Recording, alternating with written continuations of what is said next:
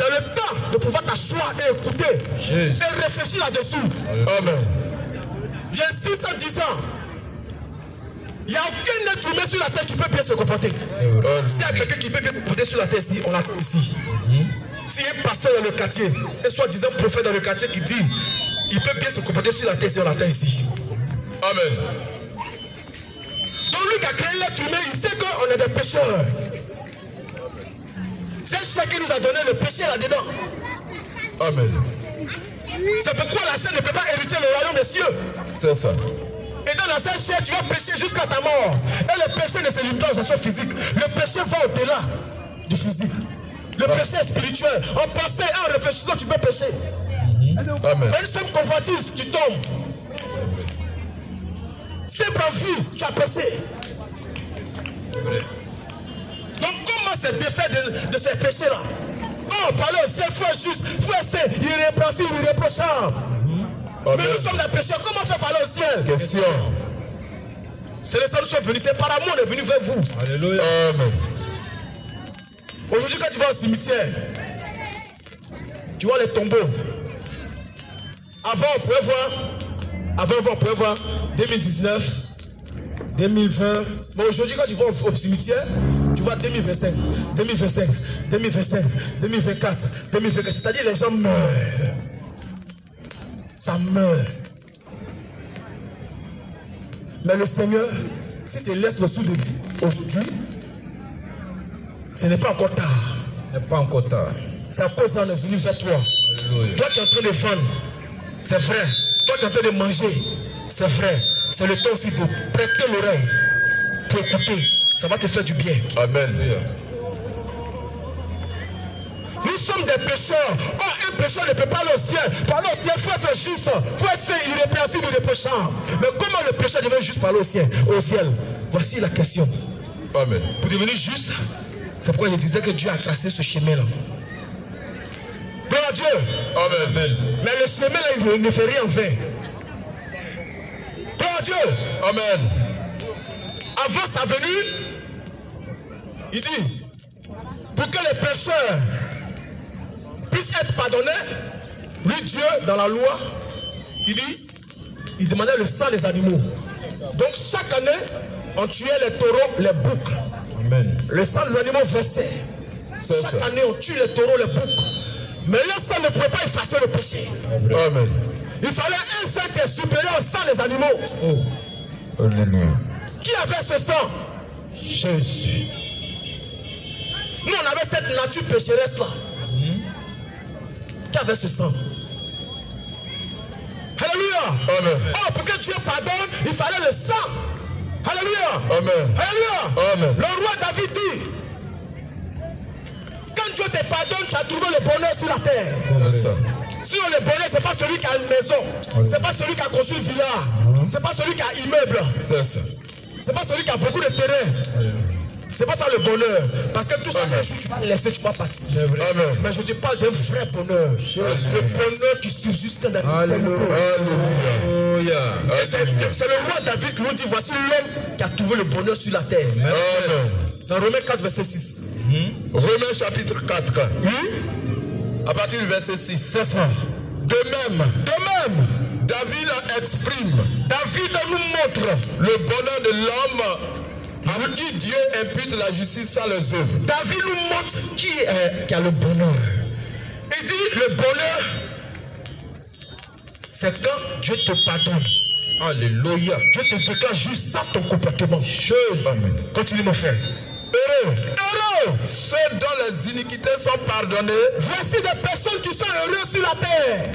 C'est ceux à qui Dieu a pardonné tous les fautes. Alléluia. Dieu a pardonné tous les péchés. Amen. Alléluia. Les péchés sont couverts. Tous les péchés sont couverts. Voici ceux qui sont heureux. Alléluia. Tu es pécheur. Et pour aller au ciel, il faut être juste. Mais comment on devient juste pour aller au ciel? Pour aller au ciel, il faut que Dieu te pardonne. Mais comment Dieu pardonne les péchés? Il dit, David dit, si Dieu t'a pardonné, tu as trouvé le bonheur, tu es heureux toute ta vie. Amen. Mais Dieu ne peut pas pardonner à quelqu'un qui ne reconnaît pas ses fautes. C'est ça. Lui qui a créé le ciel et la terre. Il pardonne à ces personnes qui reconnaissent leur état. Amen. Quand tu regardes toi-même ta propre vie, les jours, depuis ta naissance jusqu'à aujourd'hui, Oh, Jésus. est-ce que tu peux arrêter de pécher? Jamais. Est-ce que tu peux arrêter de mentir? C'est dans mon Est-ce que tu peux arrêter de te mettre en colère? C'est en moi. Est-ce que tu peux arrêter d'avoir les mauvaises pensées? Non. Je te connais. Il dit pour te sauver, il faut que tu puisses reconnaître que tu es pécheur. Il faut que tu puisses reconnaître que tu es mauvais. Amen. Mais Dieu dit non. Comme tu es un homme, tu ne peux pas reconnaître. Mais moi, je viens t'aider. Pour nous aider, Dieu a envoyé un document qu'on appelle la loi. Amen. Dieu s'est servi de la loi pour permettre aux hommes de reconnaître l'insuffisance. Dieu s'est servi de la loi pour permettre aux hommes de reconnaître qu'ils sont pécheurs. Parce que tant que tu ne reconnais pas ton état, Dieu ne peut pas te sauver. C'est ça.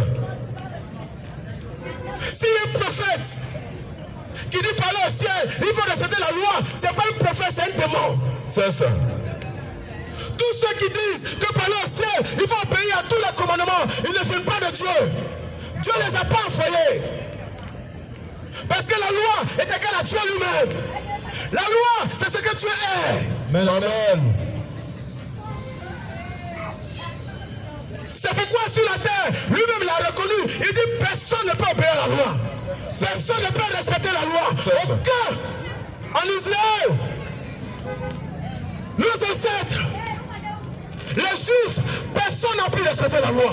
Personne. Parce que la loi est difficile. Alléluia. Amen. Dieu a envoyé la loi pour un seul but. C'est ça. C'est de permettre aux hommes de reconnaître leurs faiblesses. C'est ça. La loi ouvre tes yeux pour comprendre que tu es pécheur. Amen. La loi dit, aime ton prochain comme toi-même. Est-ce que tu peux aimer ton prochain comme toi-même? Aime ton prochain comme toi-même. Est-ce que tu peux aimer ton prochain comme toi-même? Oh, aimer son prochain comme toi-même, c'est l'accomplissement de toute la loi. C'est vrai. Amen. Alléluia. Amen. Personne ne pouvait respecter la loi.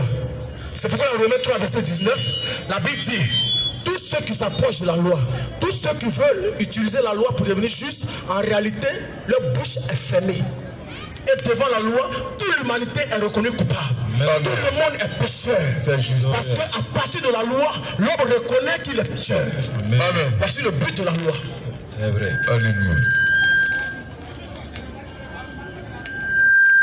Lui-même l'a dit par son serviteur Ézéchiel. Il dit, j'ai envoyé la loi.